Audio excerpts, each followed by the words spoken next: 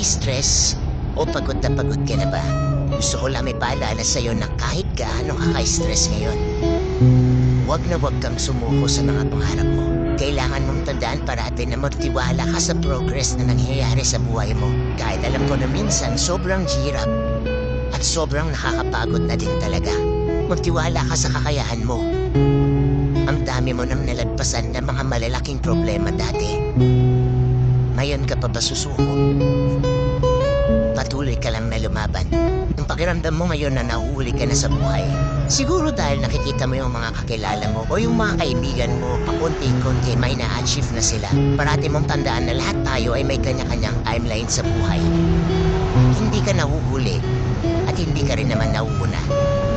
Kung nasaan ka man ngayon sa buhay mo, yan ang lesson at experience na kailangan mong pagdaanan ngayon. Lahat tayo ay may sariling kwento sa buhay na